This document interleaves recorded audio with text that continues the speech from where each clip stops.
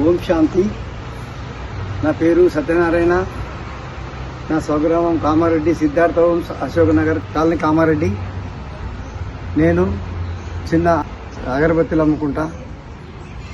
నేను జ్ఞాన మార్గంలో 1/12/2002 ఆ రోజునకు పరమాత్మని జ్ఞానం లభించింది.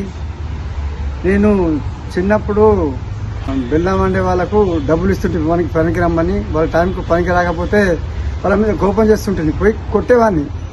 ఆలోచన శక్తి తక్కువ, ఎక్కువ కోపానికి వచ్చేవాడిని. ఈ పరమాత్మని జ్ఞానంలోకి వచ్చి నుంచి కోపం నేను వదులుకున్నా. ఎవరు నన్ను నిందించినా పొగిడినా ఏకస్థితిలో ఉంటా. అంతా ఈ పరమాత్మ జ్ఞానంతోనే నేను పరివర్తన అయినా. కరోనా టైంలో కూడా నాకు చాలా అవస్థ అయింది. 20 రోజులలో 20 కిలోల వజన్ దిగిపోయినా, నడవరాలేదు. దేక్కుంటూ పోయి పనులు చేసుకుంటుంటే పరమాత్మతో ఇట్లే బాబా పరమాత్మ నన్ను ఎందుకు ఉంచి నన్ను తీసుకపో, నేను రెడీ ఉన్న బ్యాగేజ్ రెడీ ఉన్నది, నన్ను తీసుకపో, నన్ను అవస్థ పెట్టకు, తీసుకపో అని భగవంతుని చెప్పుకున్నా. కానీ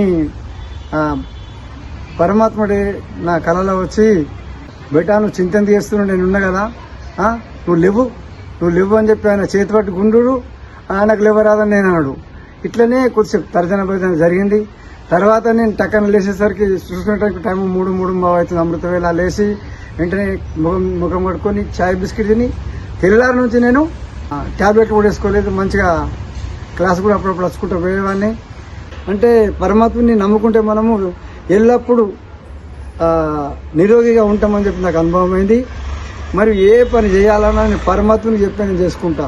పరమాత్ముడి చెప్పక ఏదైనా వరకు పని చేసినానుకో అది నాకు సక్సెస్ కాదు. ఖచ్చితంగా నేను పరమాత్మని చెప్పి సేవ చేస్తా.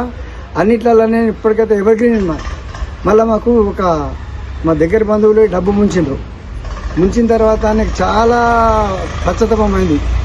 అయితే అనుకోకుండా యూట్యూబ్ పెట్టేసరికి ఇద్దరు ఏజ్డ్ వాళ్ళు, వాళ్ళ వ్యాపారం, వాళ్ళ సంస్థలు బట్టల మిల్లులన్నీ కాలిపోయినాయి. వాళ్ళు ఏమంటారంటే ఆల్రెడీ డ్రామాలు జరిగింది, ఇప్పుడు డ్రామాలు జరుగుతుంది, దానికి చింత చేయలేమన్నది. అదే నేను కూడా అరే ఆల్రెడీ డ్రామాలో నాకు ఆల్రెడీ వాళ్ళకు నేను బాకున్నా, లేకపోతే వాళ్ళే నాకు బాక్ అవుతారా, ఈ డ్రామానుసారం జరిగింది, నేను మాత్రం చింత చేయని చెప్పి పరమాత్మనే యాడ్ చేసి దాంట్లో కూడా నేను శక్తిశాలిగా అయి దాంట్లో విజయం పొందిన. ఓం శాంతి.